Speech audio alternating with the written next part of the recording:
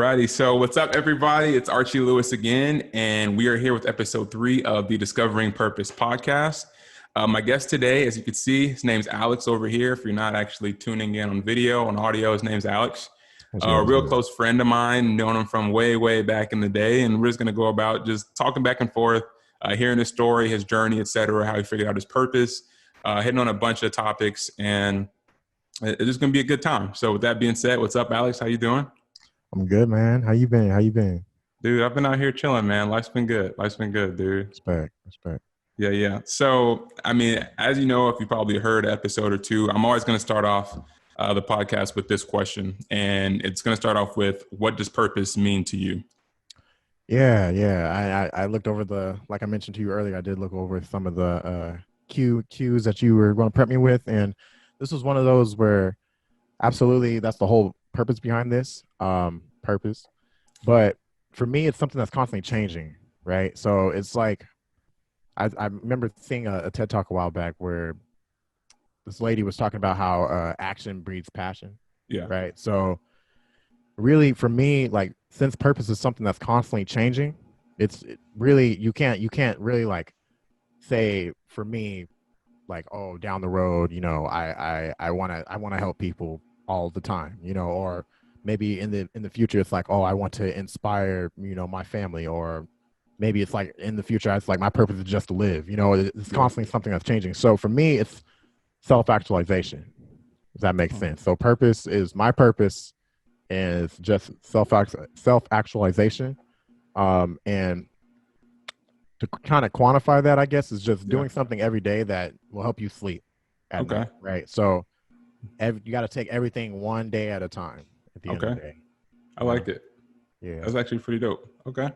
So like when you're talking about that whole aspect of self-actualization and just like your journey up to this point, because I mean, I know you got your degree in a specific area, specific field, and I'll let you hit on that as well. But how'd you go about finding that self-actualization from graduating from the undergrad till now? Like, what is that journey? What has that process been like for you? Well, it's constantly exploring new things, right? Mm-hmm. And realizing, at least for me, I was never the kid that was like, oh, I know we both play football, right? I was never the kid like, I'm going to play football for the rest of my life, or I'm going to sing choir for the rest of my life, right? I always wanted to explore new passions. And the downside of being a jack of all trades is, you're constantly starting over, constantly doing something new. And you kind of get a little bit of a rut with that, right? You constantly think, okay, I'm not getting better in this, because we all hit that plateau when we're getting better in some kind of skill, whatever it is, right? So you realize that you can't define yourself by that specific thing that you're doing. Whether it's football, like, I'm not just a football player, or I'm not just a brother, or that all those things are external. So when you think about that, you say, what is left, right? And you start peeling back that onion of what you are, a person, and you realize, okay, it's a little bit of a void there, right? And so telling yourself that void is there and trying to fill that with just saying, okay, this is me, this is self. I just personally, I come to the conclusion of, okay, I'm constantly trying to actualize that or create that self, So it's like a constant development, constant development thing. Okay. Yeah. Mm-hmm. Oh, for those of you who don't know, me and Alex played high school football together at Rancho Cucamonga High School. Go Cougars. Fun time over there. Fun time over there. Life. Yeah. It was a fun few years, man. It was fun. We had a good time. Yeah, we had a good time. Absolutely. Those 2 days. I don't miss none of that stuff. Workouts. So I don't miss none of that stuff. I take it back. If I could, you know what? But it's like, you don't want to. I don't regret anything. You know what I mean? You don't want to ever if there's always something else you could have done at the end of the day. So, and this is what brought us here today. For sure. So definitely wouldn't regret any kind of decision like that, for sure. Yeah. So like, I want to hear a little bit more about your education background and how you went about either using it or figuring out that like maybe this wasn't what I wanted to do, and Mm, jumped into something that was more just it's more efficient and like better for you. mm. Okay. So I did get my degree in psychology. Okay. I originally went to school to study kinesiology, Yeah. but like I would imagine a bunch of other people, I was studying that because it was like, okay, well, what else is there to do? I'm not really exploring myself, and Yeah. mom and dad say I got to go to college, so I guess I'm gonna do this, right? They tell me like I know I like sports, so Yeah. kinesiology, I guess so, right? Yeah. But I was also doing psychology classes as a minor in the background for a Mhm. while, and I was one of those college students where I didn't want to follow like that set path. I was constantly taking a different class in a completely new field. So I remember my first year, I took like a music class, and then I took a music class here, and then I took like I think like a swimming class there. You know what I'm saying? And then eventually I stumbled on like computer science and yoga as well. But I always stuck to that. So back to my minor in psychology, I always kind of stuck to those classes because I mean I enjoyed them, and I was doing more of the classes in that field compared to my kinesiology degree. Um, and I was getting better grades in them, so That's always a plus. you know what I'm saying? So I was like, I know I need to pass. So I was taking the classes and I was like, oh man, like some of the concepts they're talking about in here are pretty dope. I took some classes on learning and motivation. I took some classes on perception, right? Sweet. On family and marriage therapy, just a Yeah. bunch of different classes like that. And it's like a running joke in the psychology department, at least from what I heard, is it's like psychologists, like people who study psychology, are really are the ones that need the therapy the most. You know what I'm saying? So it was kind of like a back to the self actualization, a self learning process at the same Yeah. time. Um, so I ended up studying psychology, and um, so in my last year, my senior year, I did take a computer science class towards the end. Yeah. Um, I realized I loved that as well. But it was kind of too late. Like I was at a point where I took so many classes, like they were gonna kick me out if I took anything else, right? So I was Yeah. like, okay, I'll rediscover this later down the road in my life. Yeah. But I also took a yoga class, and that yoga class was I took it with my mom on top of that. It was a really enjoyable time. Hmm. And it was a very, very safe space that this person set up for me.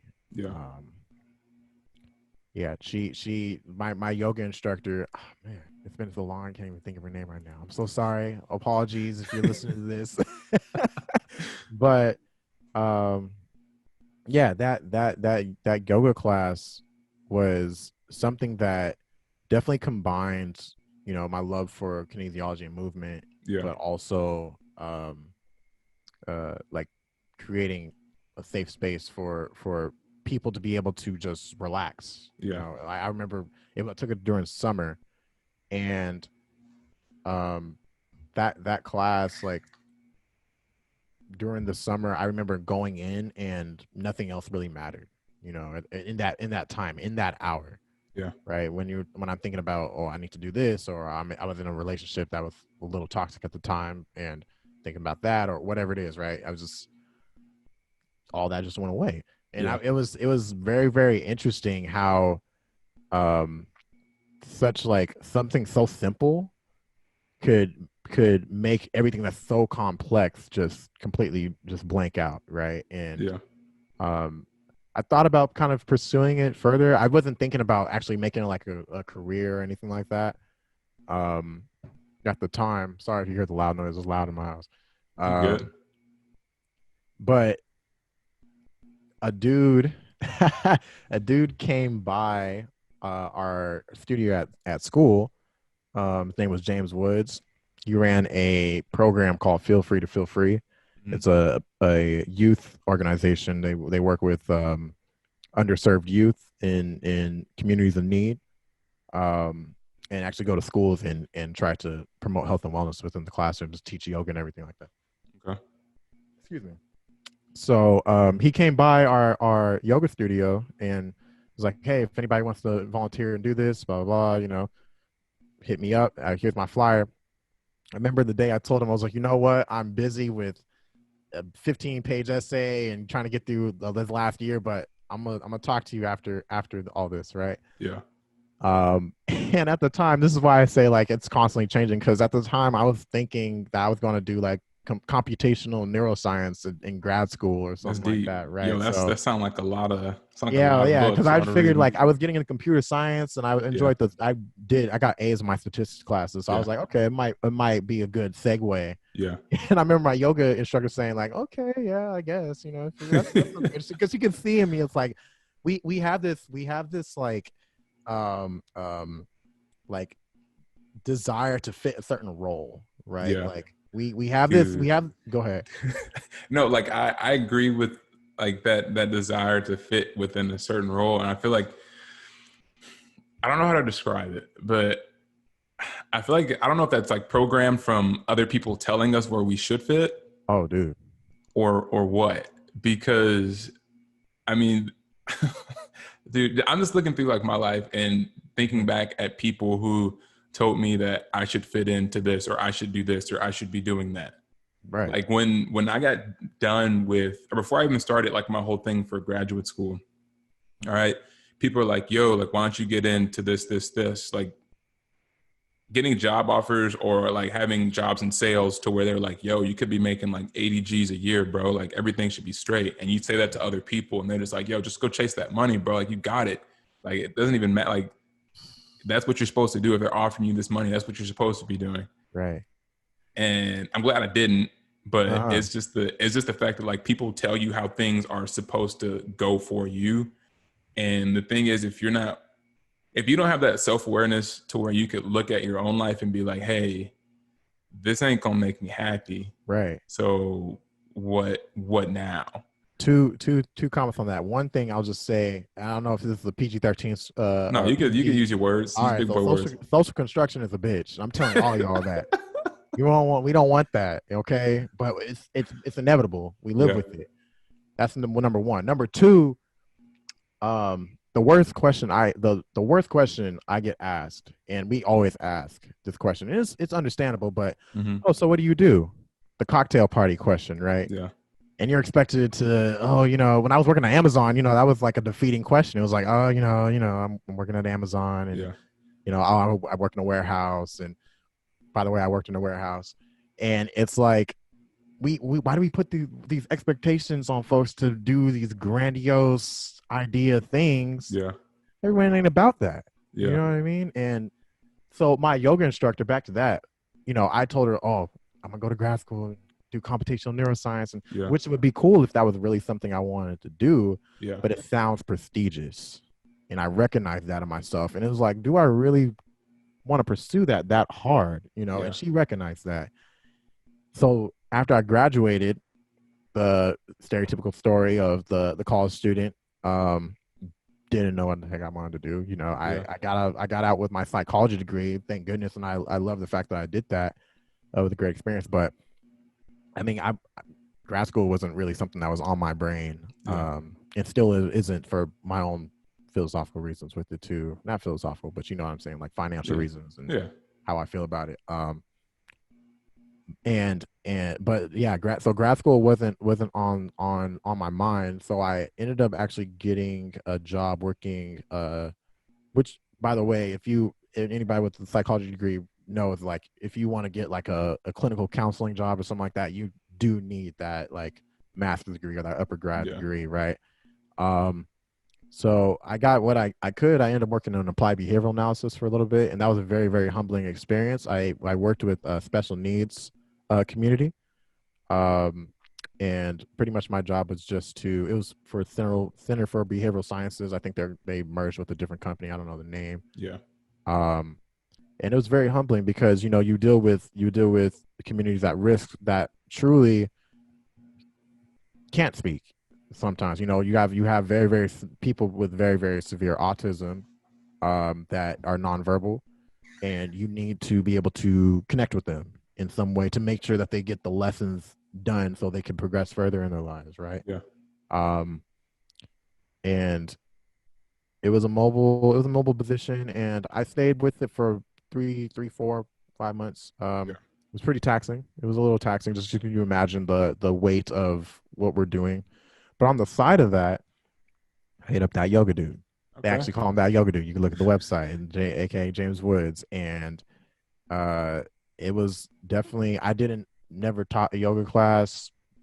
That was probably that was my back in college, my senior year in college. That was like the first official yoga class I took. Yeah. But I knew it was something. It was just a safe space, something I wanted to do, right? So I actually attended. I volunteering. I attended the classes that he was teaching to the kids. So I would Hmm. go to the kids' schools to like I guess shadow him for the Yeah. time being. Um, and he was been doing that for like 4 or 5 years, probably longer. Um, so he had plenty of experience. He got his degree in psychology too, and he had plenty of experience working with these communities, right? So I would just kind of shadow him, watch what he did on his regular day, as far as like how he interacts with the kids, how he presents himself, right? Because Yeah. it's like a small kind of startup thing still, right? So it wasn't like he had all this recognition already. He had to give presentations to sell his point to people, right? Yeah. Um, but he had a very very solid base in himself. You could see that in a person, right? Hmm. You just see how people react to the world around them. Like Yeah. he had that. So I stuck around, and then sure enough, over time, started getting enough traction, and he needed some help. I don't have yoga credentials or anything, but I was like, hey, I could provide what you're giving people, which is it's yoga, but it's more than that. It's that safe space. I could do Yeah. that for people, if you need some help. So he started sending me to some of his other sites, volunteering first. It was all kind of volunteering, and then he ended up getting enough traction to be able to actually give a little bit of compensation for it. Hmm. So I ended up actually teaching yoga without any credentials to underprivileged youth, and that's been an incredible experience. Uh, Up until we're in COVID times, people. So as you can imagine, schools started saying, "Well, we got to shut down," which is Yeah. understandable. So I was actually working. So fast forward 2 years now. I graduated in 2018. I've been working in feel free for the past 2 years, just in attending meditation classes as well. So just to kind of Hmm. keep myself up to date with that space, and what I can offer to the students. Um, but we also taught teachers. Hmm. He also had me go to. You'd be surprised. Teachers are like, "We need this more than them." You know what No, I'm saying? no, legit. I could only imagine. I mean, working with soldiers now, the whole aspect of like mindfulness, things like that, it's important being able to have that spot to where you could just have that safe space to where you kind of just be present in that moment and let everything just disseminate out to where it needs to go to, Right, because right. it's important.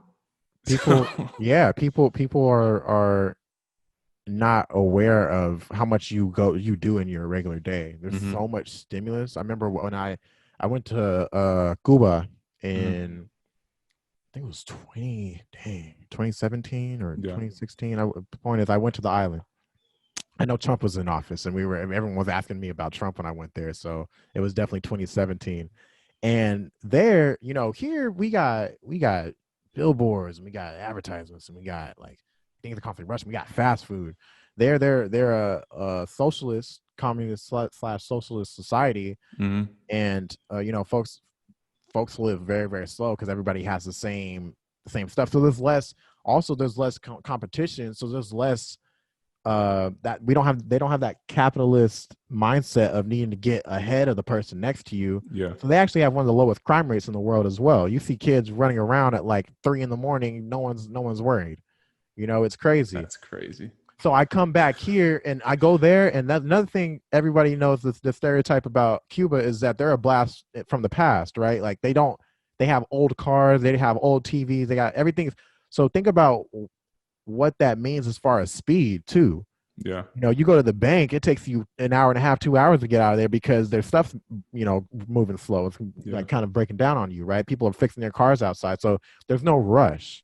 And then I after that I took a plane to Cancun, just Hmm. Cancun, not even New York City Yeah. or anything, just Cancun, and I had a headache. The amount of lights and advertisement and all that. So to your point, people don't realize how much they're actually going about doing Yeah. in their everyday lives. And it's important. That's why I gravitated towards um, what I do, because another thing is like, I have like bipolar is hereditary in my family, Hmm. so everything's constantly up. It's like either up or complete. There's no middle ground, right? Yeah. And I personally feel like, and I ain't no clinical psychologist or neuroscientist or anything, so take that with a grain of salt. But there is definitely a behavioral aspect of it. There's a need for introspection when it comes to that specific disorder, and needing to not allow yourself to continue on that high of that roller coaster when you're going up, and to just be able to reflect on yourself is the hardest part about it, Mm. because you don't want to get down on that. For me, when I notice it in my own family, that constant surge of um the moments of grandiose that are described in bipolar are followed by really, really deep crashes, Yeah. right? But you need to be able to reflect and recognize, okay, I'm getting on that surge, right? I know it's going to be a hard crash, and I know it takes me longer to be able to calm myself down, essentially. Yeah. And it goes back to that self-awareness. She. Same thing with military. I'm ranting on, but No, no, no. Thank you for sharing that. I mean, yeah, for sure. one like a big thing that I want for this podcast is, I mean, something that's big for me is just men that are willing to be vulnerable and legit talk like the real shit that happens Yeah, in their lives. Because us as men, we're told not to talk about things like this. It's just, toxic masculinity. Yep. yeah, like we're just supposed to be tough guys that have big shoulders and act like nothing bothers us and nothing like this stuff's important. And I mean, I'm happy that you're like going about sharing that specific thing because it's needed Yeah, man. for sure, Especially for in the sure. Black community, that was one thing Yeah. about the yoga organization that I worked with. I mean, we were like mostly Black men. Shout Hmm. out to Allison. She was the Caucasian Miss supporting, but it was mostly Yeah. Black men, right? And that was a beautiful thing for me personally too, because you know toxic masculinity is a thing that runs in our culture. You know what I Hmm. mean? Dude, you taught And at a young age. If you crying, stop crying. Shut up. yeah, Going. yeah, or even it would go as far as like, oh, why are you wearing that? You know what I Yeah, mean? Like, oh, why are you wearing Vans? Like, aren't you supposed to be wearing Jordans? Oh, Vans are, that was a thing in my dude, house for a little bit. It's like, what?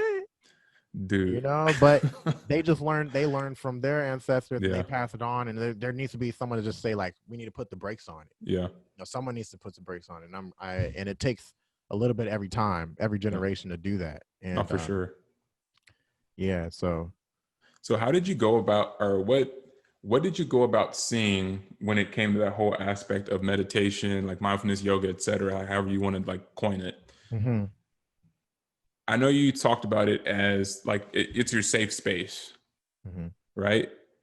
How like what was that realization like when you found like, yo, this works, or this is important, or like this could be like a keystone of like my life, especially when you're talking about how bipolar runs throughout your family. Like how was that experience where you like realize like, yo, this thing works, is something that could be like prevalent and useful for others, etc. So let me make sure that I hear your question right. You're pretty much saying, what was that not trigger point, but that tipping point where I was like, Yeah. okay, this is making a Yeah. difference. Yes, sir. Um, I started writing like about my specific meditation. Yeah. Um, and I'm gonna try my best to describe it, because when it comes to meditation, like and mindfulness, you only see Mhm. your own perspective, right? Yeah. So I'll try to express it.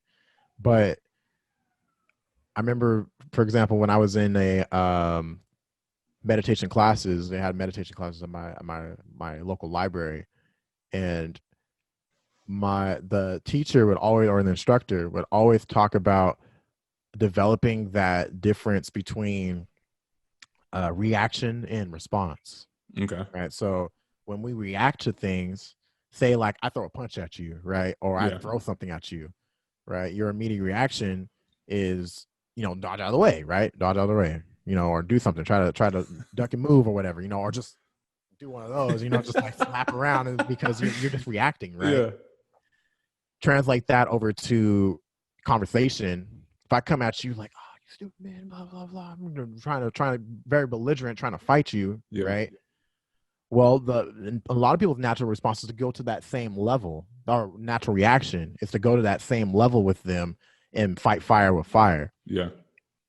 When you're responding, you're taking a step back from the situation, even in real time. You're taking a step back from the situation, analyzing real quick, recollecting your emotions, and responding with the proper way that you feel is fit, Mm-hmm. right? And that's you're trying to do that in real time.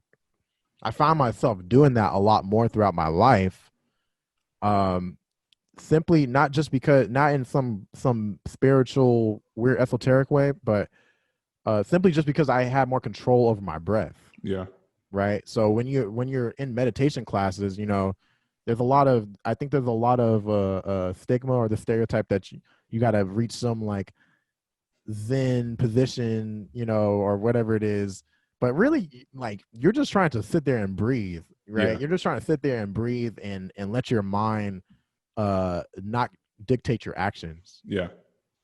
and that was probably the biggest difference too between writing and the writing. I actually have my notes there. I could probably pull them out here, but between writing about what it's taught me over time Yeah.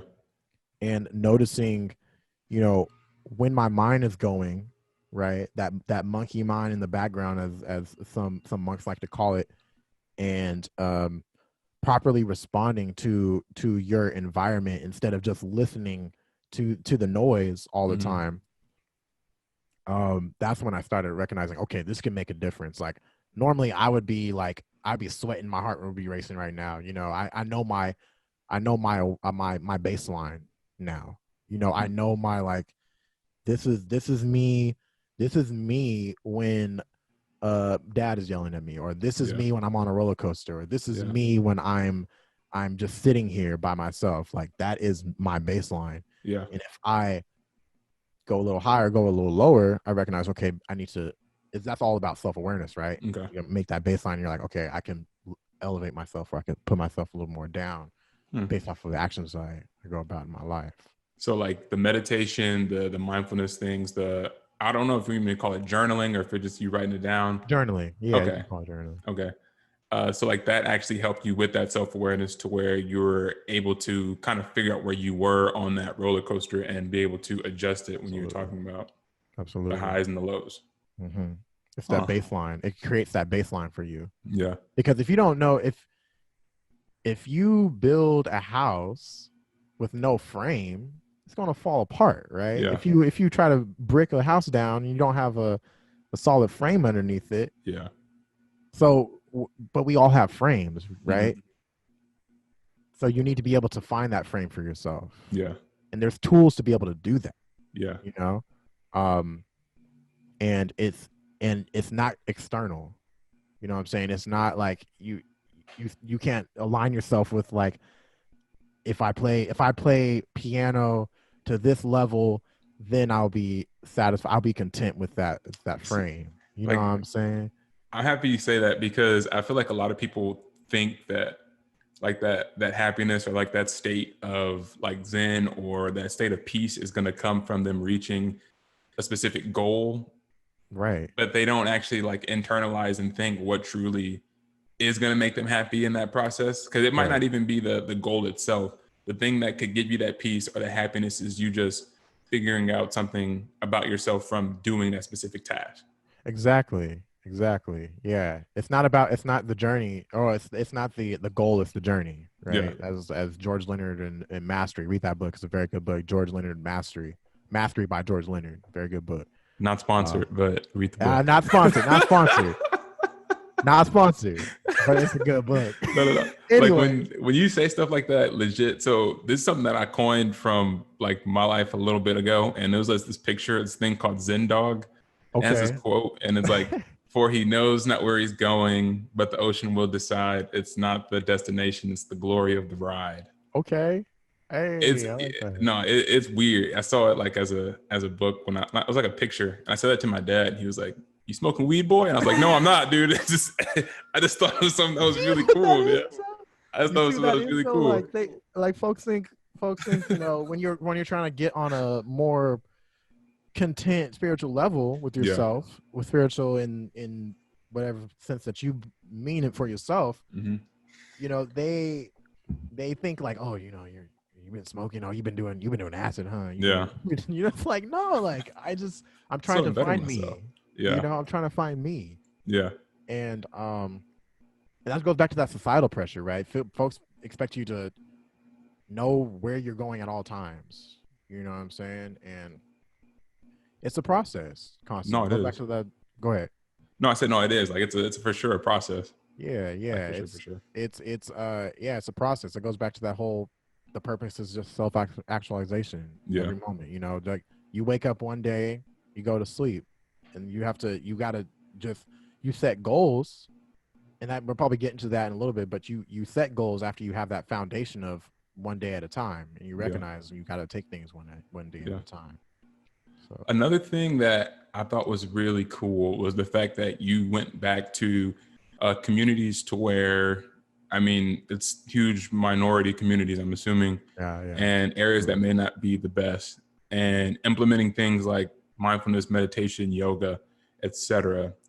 What was the most fulfilling part of that for you? And what was a key takeaway that you just learned from that process? So I'll give you a very specific point.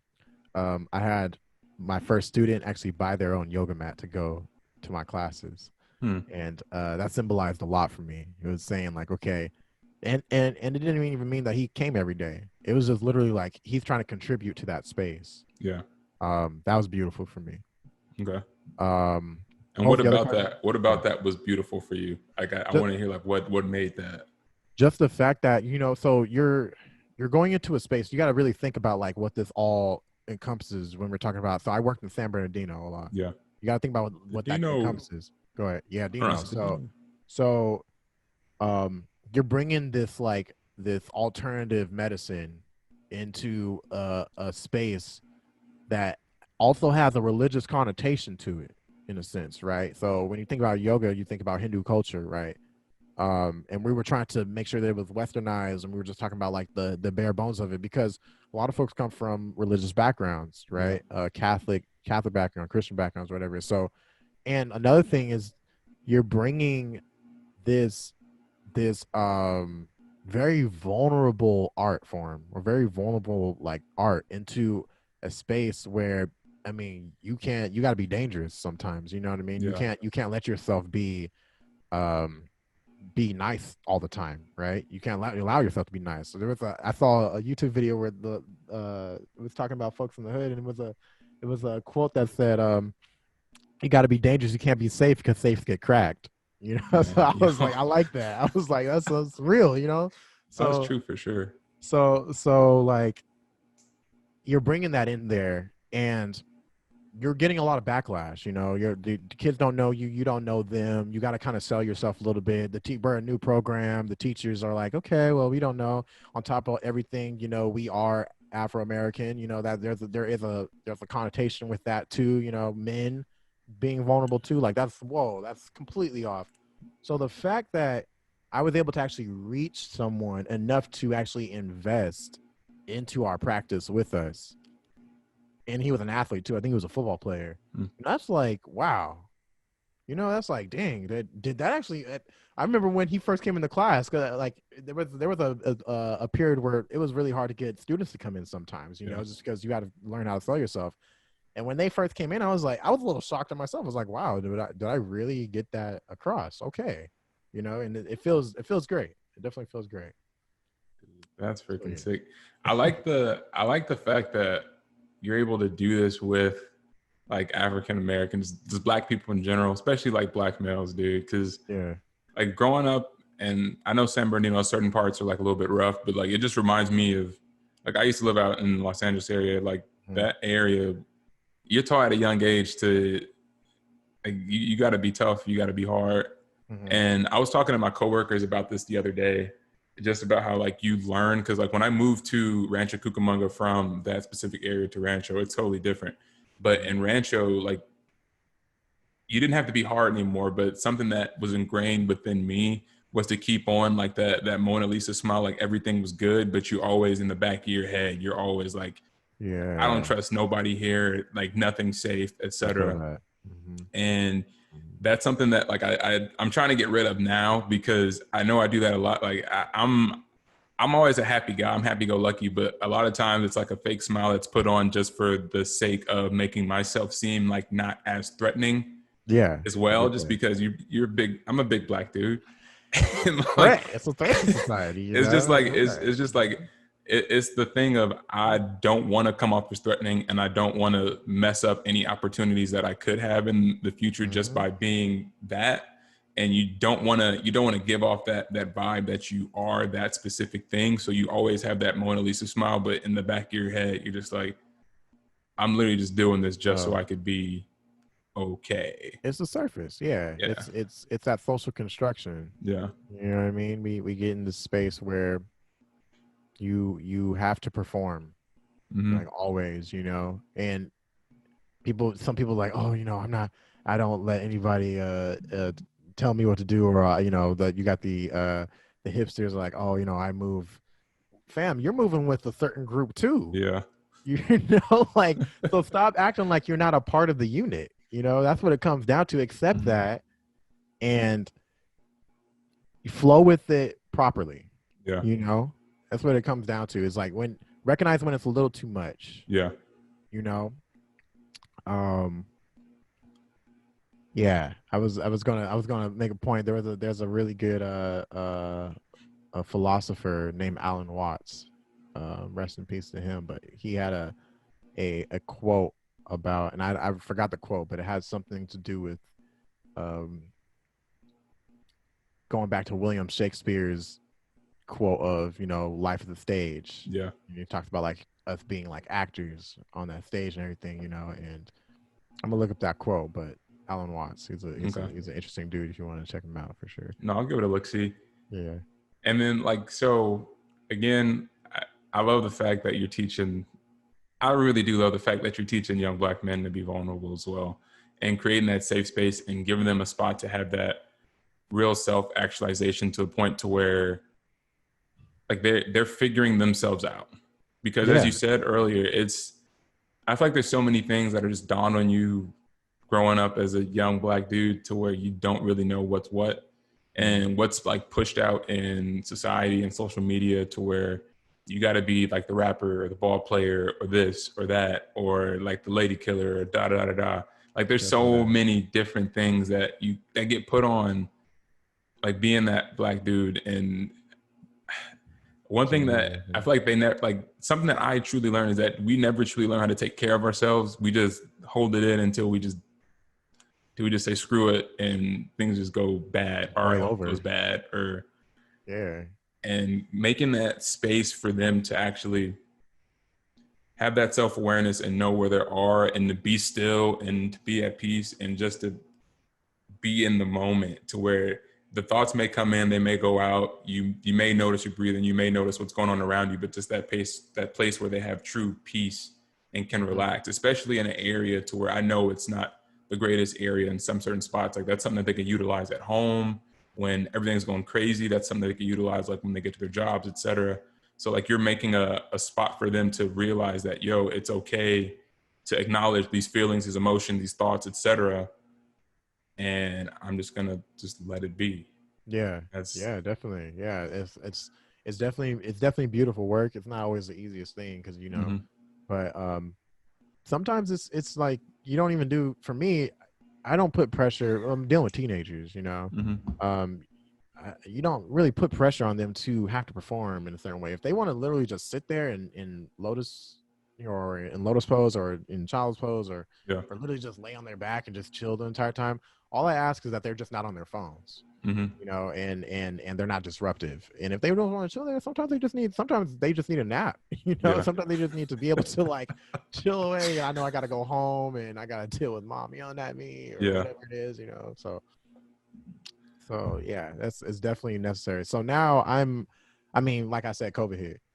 yeah, So um, I definitely would like to get back to the work. Uh, especially since so I was, well, like I mentioned, I was working with teachers too, and I was getting to a point where, because I was trying to supplement Amazon with that, right? Yeah. Just while I built that up a little over time. I was finally about to get to a point where I was like, hey, mom, I think I'm going to quit Amazon and actually like try to do the like teach the yoga thing like full Yeah. time, while I explore my other passions and stuff. Um, and then COVID hit, and that was like, that was out the window for a little bit because another friend that was in the capoeira community that was potentially going to be able to let me use the studio to bring in some of the teachers that wanted to do more sessions and stuff like that. So Yeah. maybe in the future. Okay. Right now, we're just we on pause with it for sure. Yeah. I Mhm. respect it. So, like right now, I know like COVID hit and everything else is going on around the world, but specifically for you, where do you think your purpose is from like this point going forward? Like what is the North Star goal for you? What's that overarching thing that you want to hit from, Mhm. I mean, like now to the future? Like where you headed to? So, like I said, it's something that's constantly changing. Yeah. But right now, where I'm at is definitely I have a huge admiration for like different polymaths. So Hmm. people in that have done things in the world that have done multiple skills that also have multiple skills. So, for example, a lot of people don't know, but Einstein, for example, we know him as one of the world's greatest physicists.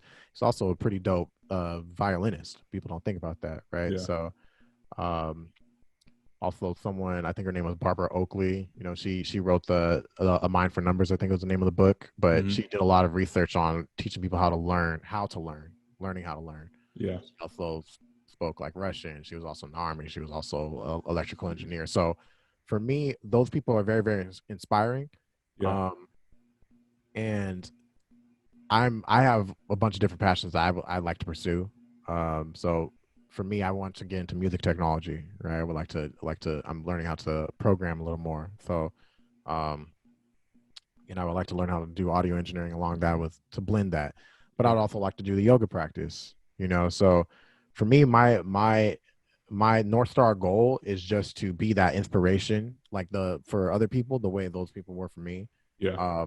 Specifically in this COVID right now, um, being a rock, being a foundation for all the people in my close circle, because the world's kind of separated right now with everything going on. Hmm. Um, so definitely being like a foundation for the people around me.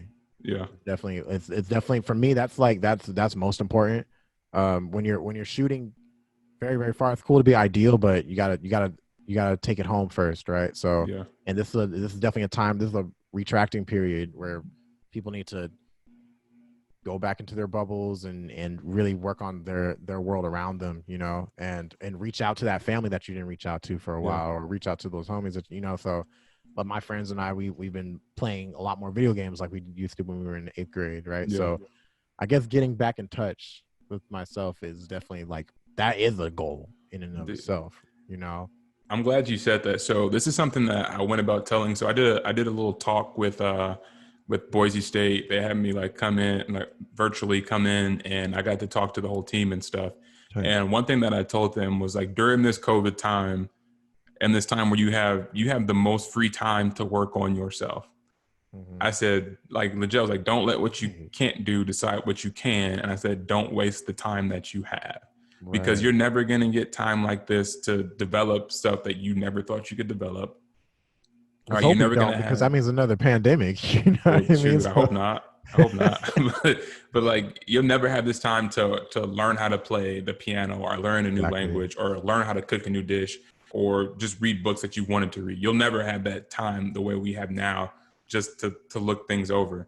And I was like, either you could be the person that complains and sits there and says, oh my gosh, everything sucks, the world sucks, everything's bad, or you could utilize that time to the fullest and be like, yo, I get time to read this book. I get time to get reconnected with family and friends. I get time to Mhm. do this.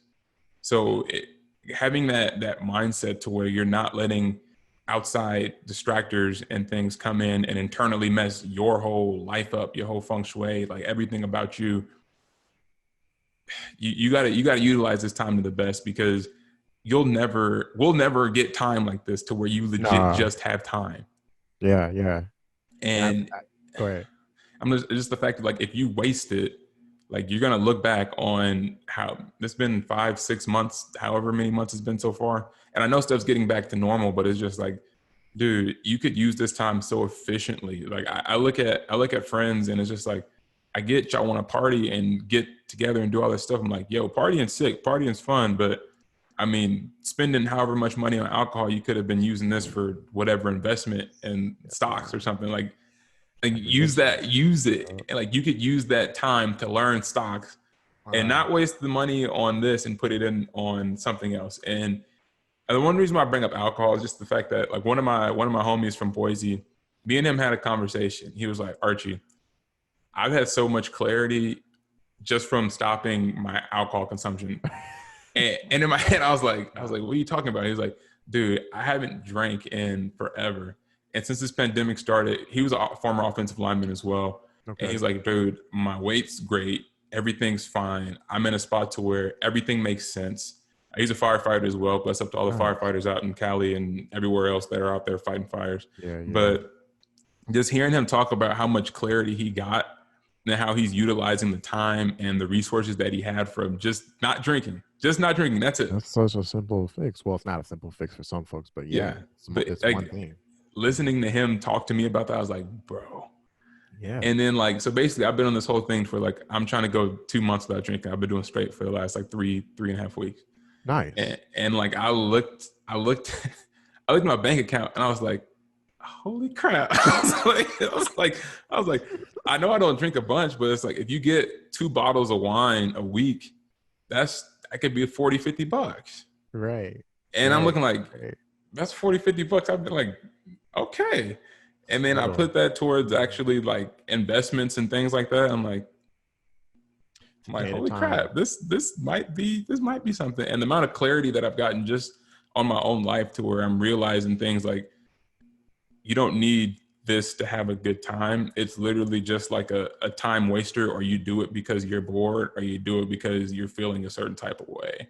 Right. And me having that realization, and I know this is totally off topic to everything that we're No, going no, on, but it's the it's fact all that, right. like, if you utilize your time and your resources in this point now, you're setting yourself up for so much more success later. So whether that's, like, you chilling out on alcohol or anything that, I mean, whether it's social media as well, because a lot of people have been spending time on social media when they could have been using it towards doing something else. That's a drug too. There's research Dude, that shows have that you has seen the similar effects as social the cocaine. social dilemma No, on what's that? Netflix? Bro, that thing's crazy. Oh yeah, it's like a Dude, documentary or dude, it's a documentary on Netflix. I oh suggest man. you watch it. Everybody else watch it. I'm not sponsored by Netflix, No but sponsorships. no sponsorships. But that thing opened up my eyes to see how much how much we put, how much time we put, Effort. and Scary, right? how it affects our whole mental state and our well-being. Scary. Hmm. And it's just like, holy crap. Think about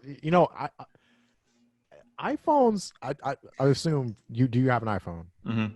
I assume a lot of people have iPhones, correct? There are Yes. so many tools on that thing that people don't realize could really save them from falling into that trap. Yeah. They have a screen time.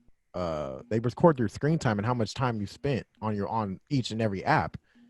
And some folk 8 hours a day, seven hours on like social media. That's crazy. It's crazy, you know.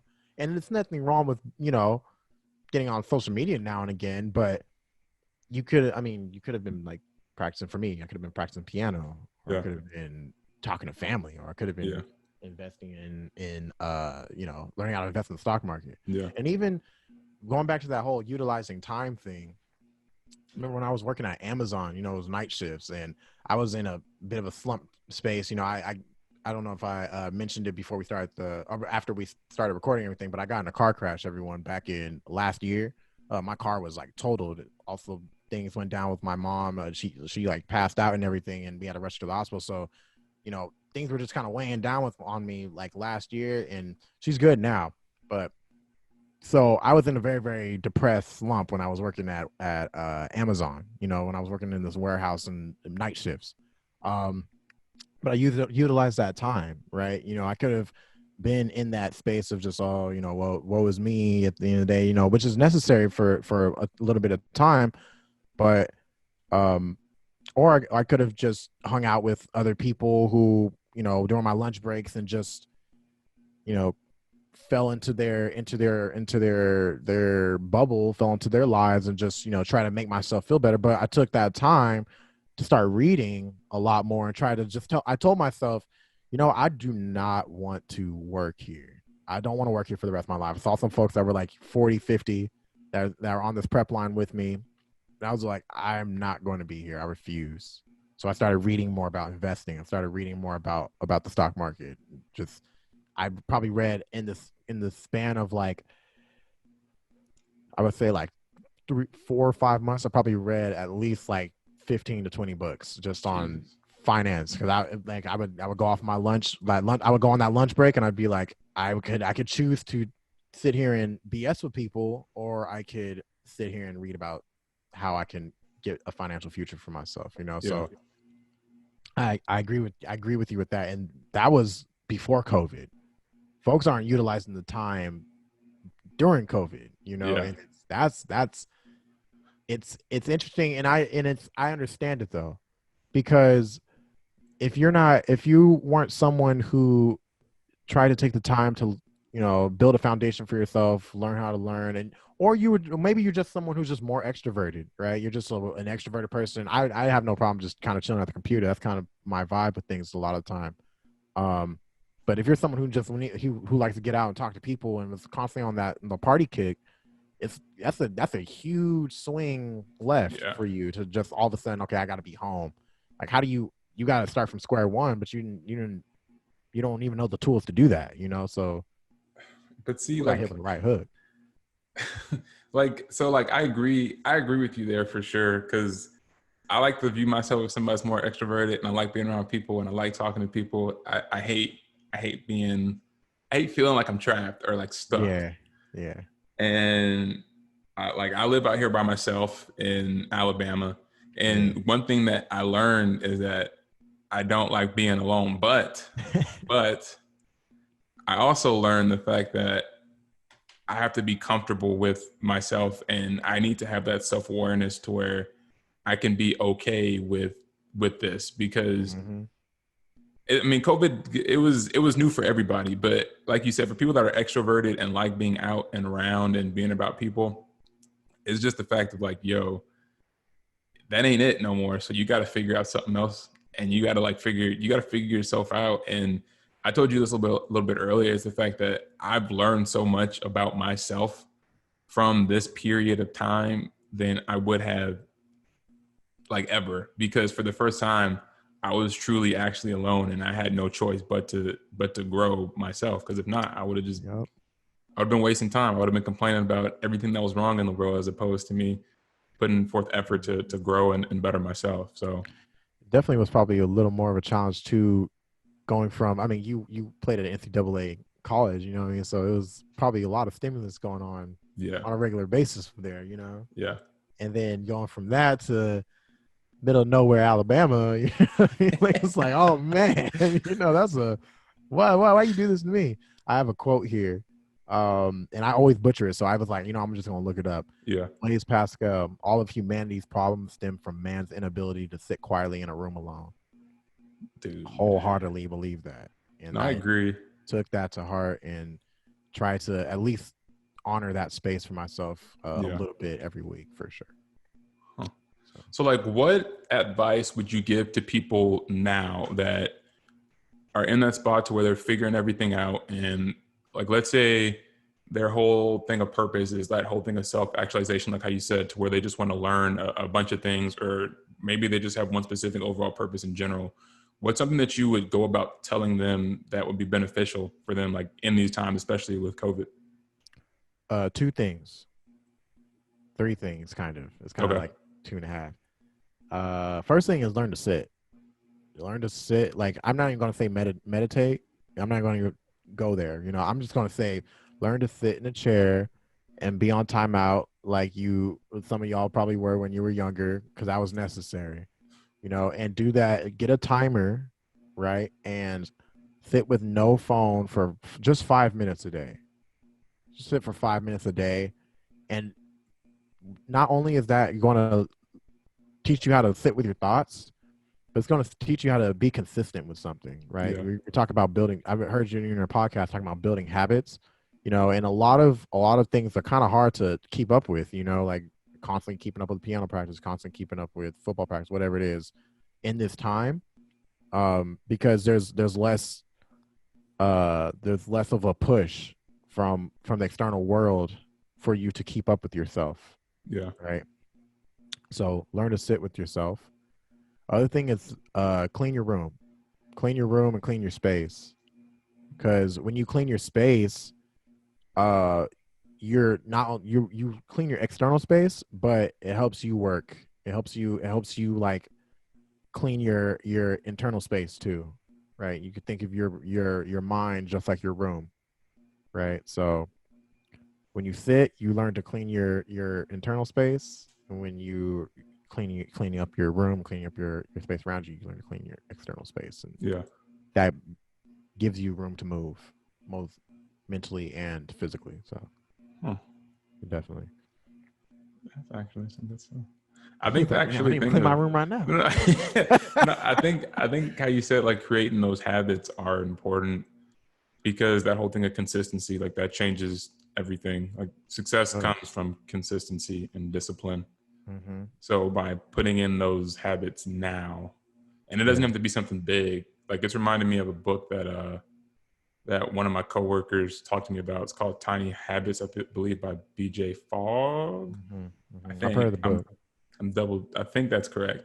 But it I just don't know talks the about author how name, but I heard of the book Tiny Habits. Mm-hmm. just like how making tiny little habits make big change over time.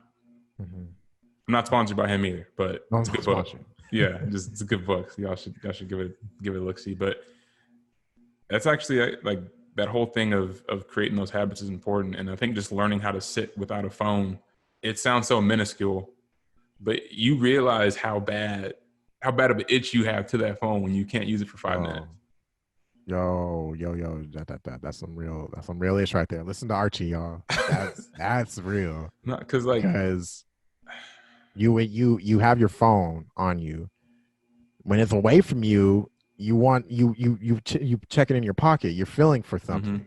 You like recognize when you're feeling for something, yeah, and that's when it's an itch for yeah. sure. So Or you start getting like those phantom vibrations, like you think your phone's vibrating, but it's really not. And then you check your man, phone every like 5 minutes to figure out, yo, who's texting me? Like, oh, it ain't nobody. ain't I'm just nobody freaking out. texting me. Yeah. And then that actually that's a loop. That it makes you a little more upset too. Cause like, oh, no Yeah. one's checking, no one's Yeah. checking me. It's like, check yourself first. Yeah. You gotta check yourself. Not for sure. For sure. Well, crap, man. It's actually been really cool. Okay. So the last question, all right, Okay. is the interview we asking the interviewer. It's just something fun that I think is cool. Like the interviewer gets to ask the interviewee a question. Okay. So Okay. what is a question that you have for me, sir? Going since we're on the topic with everything that we're talking about, what is something that you've done for yourself today, internally, or just something minute that help you sleep at night? Something internally that I personally done today. Doesn't have to be internally, but just something Okay. small. You know what I'm saying? I think something small for me. I got up, and I mean, it's pretty simple.